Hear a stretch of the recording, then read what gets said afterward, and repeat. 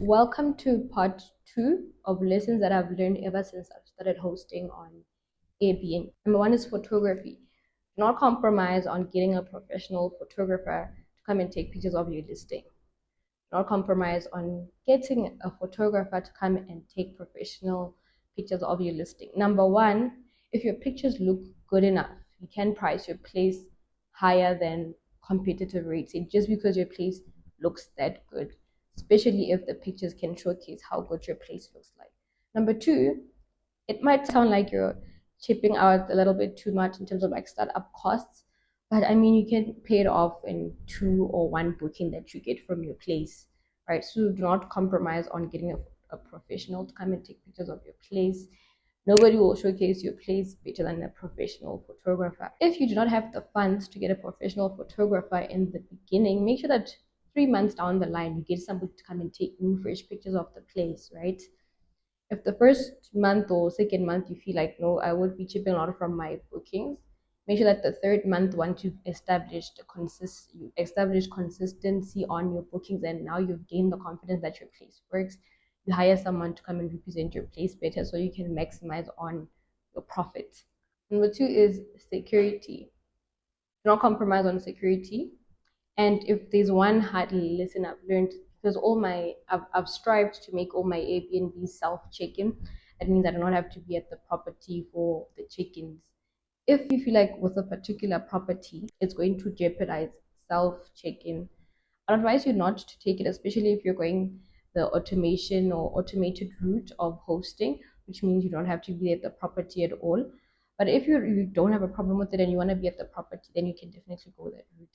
In terms of security and smart locks, in the beginning, you can start with a small lockbox, which you can put your keys inside and the guests can check in through the lockbox system, right? But if you have more funds, I'd suggest that you go the smart lock route, meaning that every time you have a guest, you can just simply generate the code from your phone and send it to the guests. And the best part about having this smart lock is every time the guest checks in, you're able to tell that the guest is in now, and they've checked in, which leaves you a little bit settled because sometimes you have guests checking in late, or sometimes your guest hasn't checked in. Sometimes with the lockbox, you don't even know if the guest checked in or not, right? But if you have a smart lock, then you know that the guest has already checked in. So encourage repeat guests and referrals, right? So if your guest has booked your place, let them know that the next time they come, you give them a 10% discount.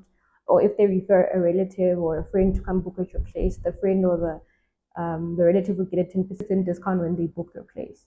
Or maybe a guest has decided to cancel their reservation because something came up, right? Tell them that, you know what, this is rather unfortunate. The next time you want to come book again, I'm willing to give you a discount off of your stay. So now they know that the next time they're in whatever area it is that you're in, that they have a 10% discount with you, right? So that encourages them to book your place. So have a system where you encourage repeat guests and referrals. Number four is communicate with your guests. Half of the time, half of the time, most of the time, it's better because some guests won't reach out to you and they'll think you already know about a certain issue inside your Airbnb. So if they're able to communicate with you and you've told them in advance that, you know what, there's water shedding from this and this time, please make sure that you have all the taps closed, right? So now they know, okay, the host is aware that there's water shedding. Or maybe the Wi-Fi is a bit on and off. Or maybe the TV is not connected to Netflix. Or whatever reason it is, just communicate with the guest. If there's a problem, let them know. The reason why I say this as well is because I've had guests that booked my Airbnb during a period where there was a crisis, whether it was a water shedding crisis, whether the lifts weren't working. But because I constantly communicated with them, hi, is the water back? Hi, okay, I'm gonna send this, or I'm gonna have my cleaner drop off this water, or hi, let me compensate you for the fact that the Wi-Fi is not working. Here's some airtime to buy data, or I'm gonna bring you an eSIM, or not an eSIM, I'm gonna bring you a router to use during your stay. Just communicate.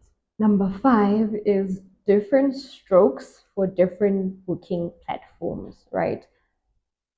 The systems might be the same in terms of like your pricing and your marketing, right? But your Airbnb platform and your Booking.com platform or your Lekker platform or TripAdvisor, whatever platform you've listed on, they will not perform the same simply because they need to be optimized differently. There's some discounts that are there on Booking.com that are not there on Airbnb, right? So you need to know and study the guests that book on each platform and know how to cater for them. They're all different. So what works on Airbnb might not work on Booking.com. What works on Booking.com might not work on Airbnb. So the systems might be the same, but how you put the systems in place on both platforms might not be the same. Am I making sense? Number 6, the tab that says private note on Airbnb. Your guests are either going to tell you what they like about the property or what they don't like about the property. Use the suggestions. If they're praising something on your Airbnb, keep it up. Keep it up. If your guest is complaining about something, take the suggestion, use it.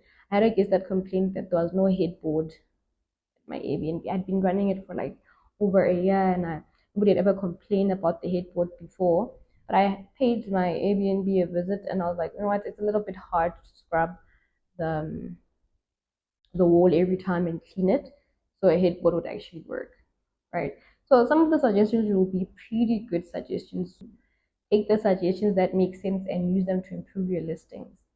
So these are some of the lessons that I've learned. If you have any comments, make sure that you leave them in the comment section. If you have any questions, I'll answer them in the comment section. If you have any suggestions or videos that you'd like to see, I'll definitely make the videos for you. Okay, bye. Till next time.